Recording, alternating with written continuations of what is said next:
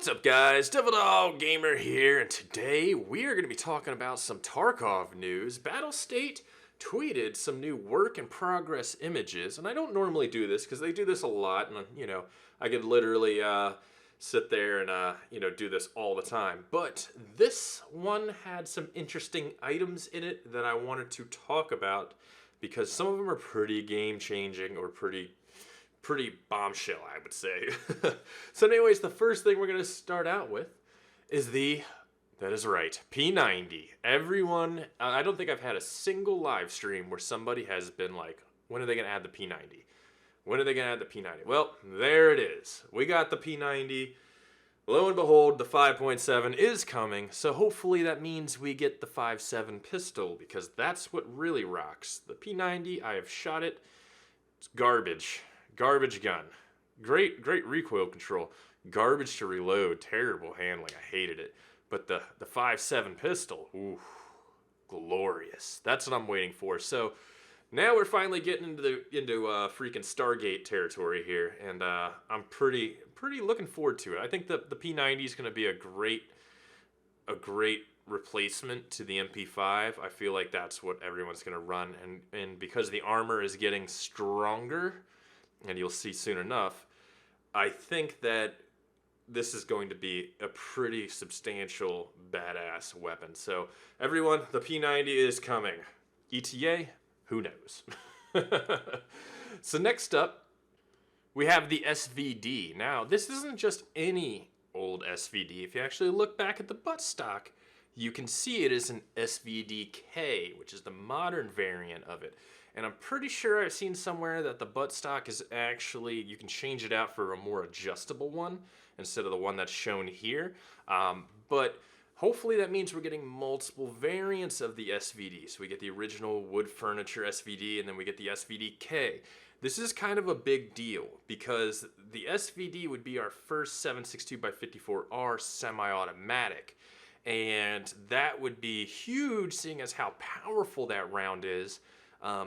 Throw a red dot on one of these and just destroy everybody. So this one's going to be a huge game changer. Even though it's not the most accurate rifle in the world, I think that the introduction of the SVD is going to be a big one. I'm not worried about the P90. I'm worried about what happens when the SVD floods the market and everyone realizes their level 6 armor sucks and stuff like that.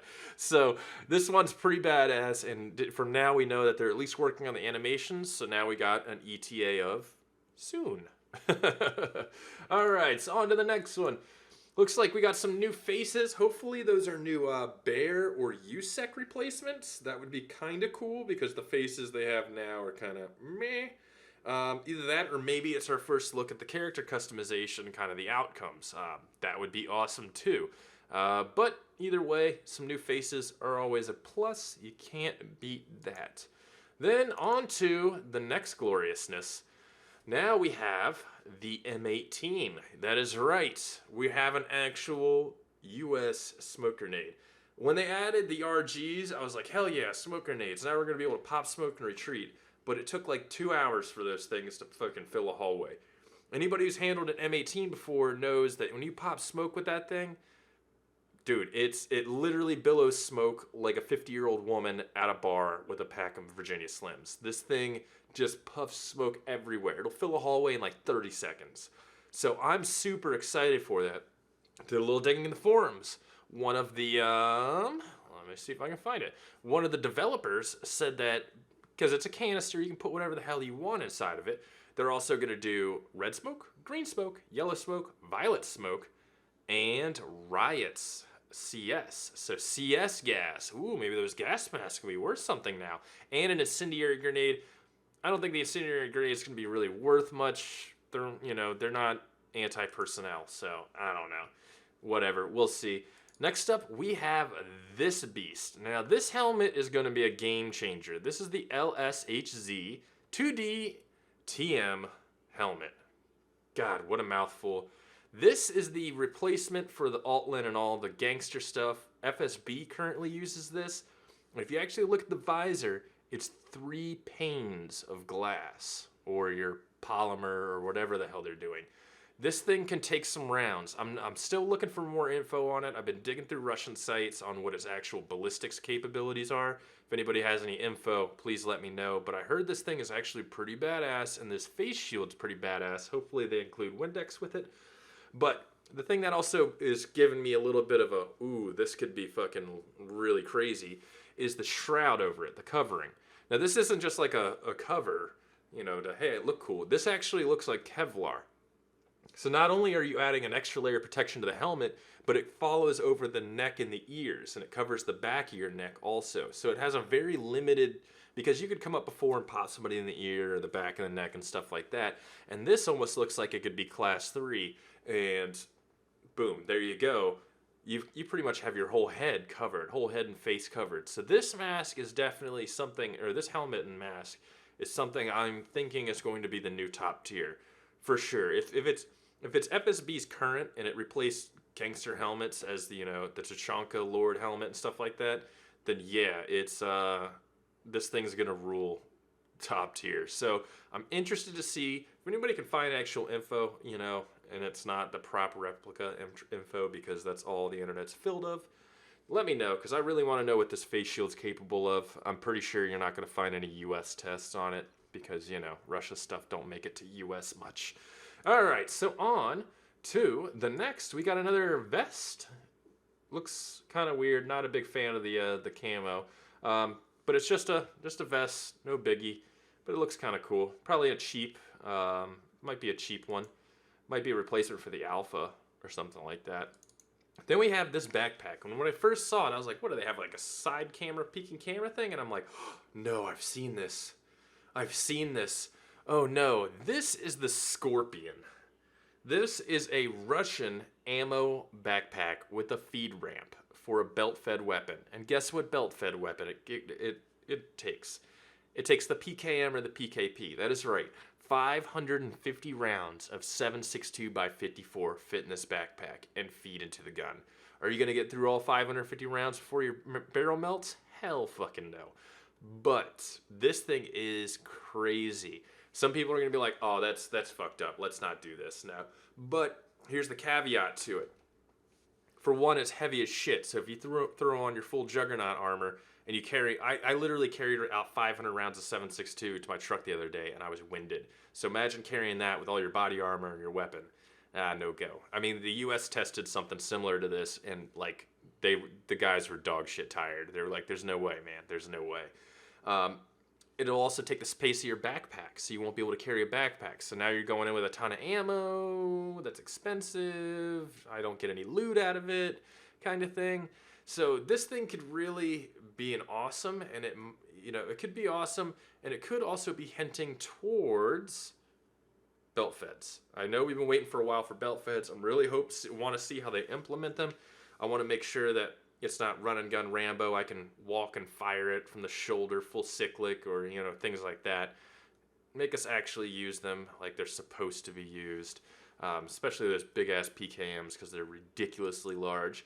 And then on next we have another vest. Now, Nikita did say in one of the comments that this would probably be the first iteration of the modular armor, to where actually now you have plates in it, and it's not just your whole upper body that's the armor. It's where it's where the plates are that has the armor. So this is going to be an interesting one. I also see a few things like some shears, a tourniquet. So hopefully adding things like that would give you a modifier. We've been seeing a lot of modifiers lately, especially to check magazine speed. And I would like to see possible, if you have a shear or an IFAK, maybe you have a modification of how fast you can put on your first aid, a reduction of 15%, how long it would take, and things like that. I think that would be really cool. Along with the ability, it looks on the side, you can definitely carry a ton of mags and things like that. It also looks pretty cool, but it's a small chest rig, so we'll see what happens. And then on to the next. Now this wireframe model is a Remington 700. This one caught me off guard for a minute because of the way the left fold of the, because it has a folding stock, the way the folding stock folded. Because this is a Magpul 700 Pro. Now every time I've seen a picture of the Magpul 700, it folds to the right, which means this whole red mechanism is on the buttstock, and it folds around. So this caught me off guard for a little while. I'm like, dude, they got this backwards, and I'm like, it's ambidextrous. and then I realized, yeah, you can switch all that around. So this is the Magpul 700 Pro. This thing retails a little over $900. So this is going to be a ridiculously expensive stock, but the customization, as you can see, is very, very nice, and I'm super looking forward to it. You know, the Remington 700 is the Honda Civic of bolt actions, and it's basically got enough customization parts to rival the AR-15. So it's good to see the Remington 700 getting some love. And then now we have a mechanics gloves with the knuckle protectors. Can't hate on the mechanics gloves. I use them for shooting. I'd rather spend $14 because they work great than spending like 60 or 70 for those Gucci ones that do the same fucking thing. So it's kind of nice to see those in game. I don't know if they're hinting at a boss there or maybe some more customization. And then on to some new pants. Also don't know if that's a boss or more customization, but they do look pretty fucking nice. And then on to a mannequin with a gas mask, a helmet, and an RPG. I think Nikita did say that you're soon to be able, or they're going to be testing soon, be able to wear a gas mask with a helmet, and maybe that's also a hint that RPGs are coming. So that'll be kind of cool, especially if CS is coming. We need our gas mask, and we need more gas mask options because I don't like this one. It's not a fun one. And then we have the worst news of them all. The KS-23 4-gauge pump action shotgun. This is a Russian shotgun. It's a 4-gauge. And it also is capable of carrying a sabot round, or a slug. Well, you can kind of count it as a sabot. A slug that's capable of penetrating an engine block from 100 meters away. You thought your legs weren't safe before. They're fucked now. I'm super not excited for this. So, yeah, this shotgun's going to be the end to the juggernaut. So, we'll see, but it looks like it's coming, hopefully, you know, later than sooner, I could say. And then we also have the Terra Group key cards. So apparently from what I've been hearing is that there weren't supposed to be keys for the locked rooms in labs. There were supposed to be key cards.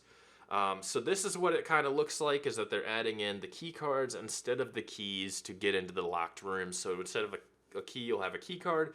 Will it be one-time use? Will it be, you know, multiple use? Will it rotate? Will it change? Who knows? This could also be the entry key to getting into the labs, like they stated in the past how they wanted to do it. It could be like blue area that's the entry point where you're gonna spawn for having that key card. We don't know, but I expect to see these soon, and so I'm gonna try to enjoy the labs as much as I possibly can until then. And then the worst news of them all, this is the Sphere wireless expiration device. I'm not looking forward to this. This is basically a throwable camera drone. I'm not looking forward to it. I think this is lame as fuck. I don't want to see it in this game. This game prides itself on its tactical, and its fighting, and there's nothing cool about throwing a camera in a room and just being like, he's in that room. Let's just everybody chuck 30 fucking grenades instead of peeking the corner or, flashbanging it and going in. I think it's lame. I don't want to see this. I could see so much AIDS brought about this, like somebody throwing this in a hallway and then waiting, and as soon as I see a guy just chucking grenades out into the hallway, and things like that, or when RPGs and grenade launchers get added, putting that in a room, and as soon as I see somebody in the room, firing an RPG through the window to kill them. There could be so many cheesy fucking ways you can use this. I think this is fucking terrible. And this is not Rainbow Six Siege. Can we please not do fucking drones? For fuck's sakes. Seriously? Ugh. But anyways, boys, so these are the new things they showed that got me kind of excited. I'm really looking forward to seeing how they are, and I really want to know what you guys think. Let me know questions, comments, concerns down in the description below, and I'll catch you boys later. Peace.